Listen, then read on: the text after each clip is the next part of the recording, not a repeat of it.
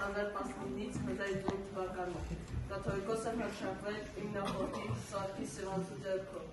Մահացել եմ 1050 թվականի Սեբաստիան։ Կաթոլիկոսը հռչակվել այն ժամանակ, երբ երկրի մասնակցել է։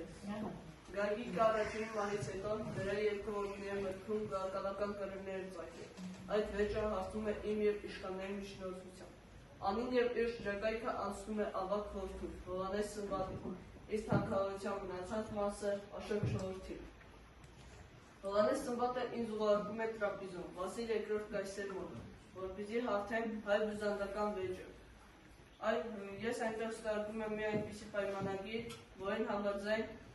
Հովհաննես Սմբատի մահից հետո այն և իր շրջակայքը հասնում է կայսրությանը։ Ես այնտեղ կատարում եմ մի ժողովրդի տոն, որին համաձայն հայ հոգևորականները կանգնած են լինում գետի վերևի մասում, իսկ հույները ներքևի մասում, որպեսզի օրհնենք հայերի օրհնված ջուրը։ Օրհնելուց հետո գետը մի քիչ անց կանգ է առնում և հոսում հակառակ։ Այդտեղից է առաջանում է գետադարձ ծումանկանունը, որը ինձ տրվել է իմ մահից շատ ժամանակ անց։ Ըստիյությունում ստորագրված պայմանագիրը անում մեծ խառնաշփոթ է առաջացնում, և ես ստիպված եմ լինում 4 տարի չվերադառնամ Անի, մնալ կայսրությունում։ Ես 1036 թվականին վերադառնում եմ Անի, որտեղ որին ձերբակալում են, ուղարկում Բջջինի։ 1041-ին մեկ մյուսի հետևից մահանում են հայոց թագավորները, Հովհաննես Սմբատը և Աշոտ չորրորդը։ Մի քանի տարի հետո գահին է բացվում Աշոտ չորրորդի որդի Գագիկ II-ը, որը 2 տարի հետո խաբեության կաչվում է Կոստանդնուպոլից և այլևս չի վերադառնում։ Բյուզանդացիները այն գրավելուց հետո մտադիր են լինում վերացնել եկեղեցու ազատությունը, և նրանց միտքը իմ մասին փոխվում է։ Ես թողնելով Անին վերադառնում եմ Արցեն և այնտեղ մնում աքսորականի կարգավիճակով։ Այնտեղից է ինձ բախտ է ընձեռվում վերադառնալ Սեբաստիա և այնտեղ շարունակել իջել իմ կյանքի վերջ։ 1050 թվական։ Ես թագադրել եմ Գագիկ II-ին։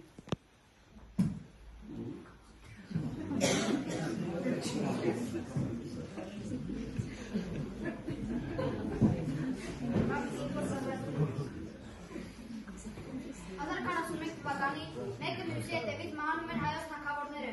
Աշոտ չորրորդն ու Հովհաննես Սմբատը։ Քանի որ վերջին սացավակի երկրում տիրում էր անաստատկացություն։ Որոշ քաղաքական պայքարից հետո 1042 թվականին Բագրատի անձգանին բազում եմ ես, Աշոտի պատանի որդին, և կառավարել եմ 1042-1045 թվականներին։ Օծում մեծ հանդեսով կատարվում է Անի մայր տաճարում, Պետրոս կաթողիկոսի ձեռքով։ 18 տարեկանն երբ պահլավունները ինձ բերեցին Շիրակի մայրաքաղաք, Անի, և թագավոր օծեցին։ Ժառանգել եմ հորս խադրությունը, բայց դրա հետ միանում էր ժամանակի հասարակության մեջ այնքան հարբած և գեղեցիկ դաստիարակությունս։ Մատթեոս Ուռայցին ինձ անվանում են Յոժ իմաստուն և երդվուղած և աստվածավախ։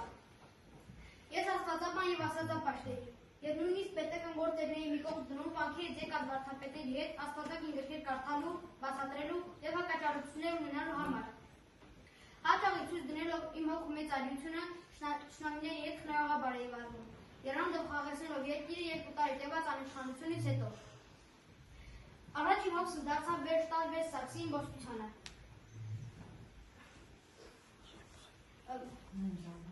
Նա ինձ անվանում է Մանկամիտ արքա, իր խոսքերով Մանկամիտ արքա Աշոտի որդի Գագիկ։ Այնուամենայնիվ բանակցությունների միջոցով կարողացա հետ գանձել Վեր Սաքսի գողացած արքոնի գանձերը։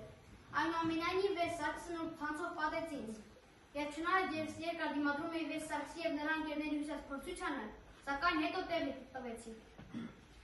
1042 թվականին Բժենեի կայսր է դառնում Կոստանդին Մոնոմախը։ Նա վճռում է վերջնականապես լուծել առկա խնդիրը, այն է գրավել Անի թագավորությունը։ Նա դիմում է ինձ, որպես կտակի ժառանգորդ, և պահանջում հանձնել Անի թագավորությունը բյուզանդացիներին։ Ես հասկանում էի թշնամու ռազմական առավելությունը, ուստի փորձեցի դիմել դիվանագիտության։ 1044 թվականին Բժենեի կայսրը փորձեց վերջնականապես վերջ տալ հայոց թագավորությանը և մեծականակ զորք է ուղարկում Միքայել Հեցիտեսի գլխավորությամբ։ Բյուզանդական երկու գրողները Վանա Պալավոնի առաջնորդությամբ ավարտվում են մեր հաղթանակով։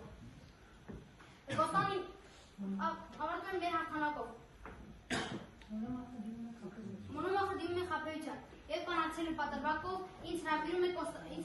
Կոստանդնուպոլիս։ Սկզբում մերժեցիք այս իրարաշարքը, սակայն հետո տեր տալով Պետրոս Գրիգորոս կաթողիկոսին և Վես Սարգսի հորդորներին մեկնեցի Բյուզանդիա։ Կայսրը այլևս թույլ չտալի վերադառնալ Հայաստան։ Ես հույս ունեի, որ վերջիվերջո կարող եմ վերադառնալ իմ երկիրը, սակայն ես չպիտի վերադառնայի։ Հայ օստանտերի և թագավորը ես եմ, ասաց ես կայսրին։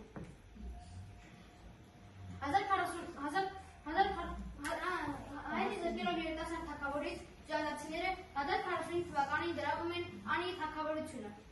Նրանք մայրաքաղաքից հեռացնում են կաթողիկոսին և այն վերածում բյուզանդական նահանգի։ 1045-ից 1065 թվականների իմ կյանքի և գործունեության մասին հայտնի չէ որևէ տեղեկություն։ Իմ մասին վկայություն է պահպանվել կապված Մարկոս մետրոպոլիտի հետ։ Ըստ վկայության մետրոպոլիտի շատ էր անարգում հայ ազգին և շներ անվանում։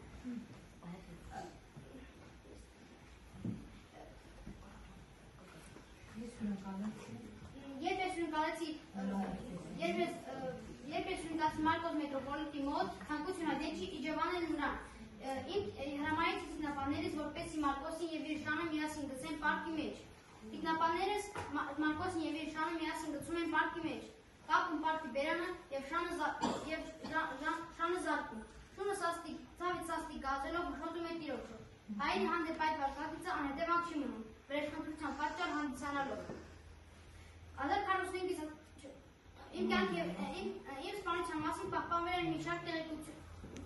տեղեկություններ։ Մատթեոս Ուղայեցին իմ սպանության թվականը համարել է 1079 թվականը, մինչդեռ Սամվել անեծու ժամանակագրության մեջ նշված է 1080 թվականը։ Իմ գերության և Բագրատունյաց թագավորության կործանման պատճառ հանդիսացավ Կոստանդին Մոնոմախ կայսրը։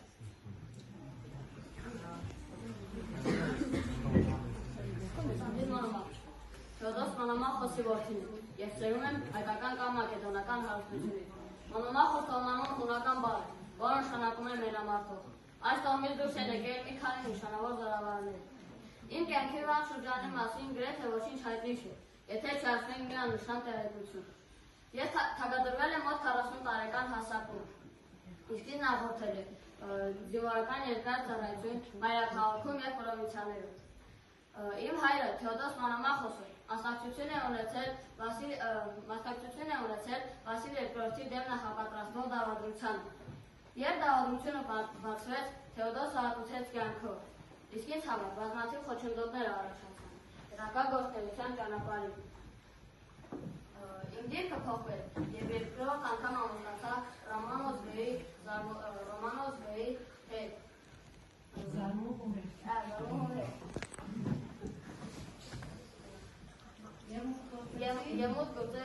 Եմուտ գործեցի արկում։ Ես գնացի Կոստանդնուպոլիս և այնտեղ ամուսնացա այլ կայսրուհի Զոյի հետ։ Ես մոտ 20 տարի փոքր է Զոյի։ Այդ ամուսնության պահին նա շուրջ արդեն 60 տարեկան է։ Եվ երկուսիս համար դա երրորդ ամուսնություն է։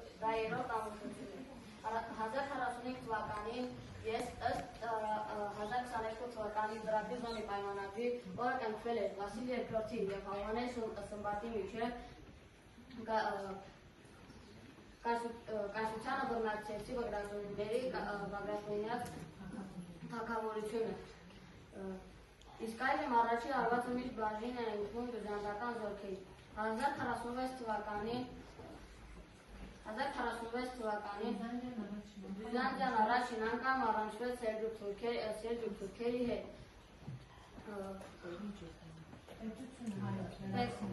Պետությանը հայոց վերածվել է և Բյուզանդիային միացնել անհեռատես քայլը, բայց ես իմ անհեռատես քայլով կործանեցի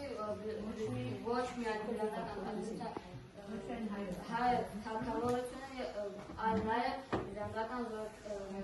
կայսրությունը։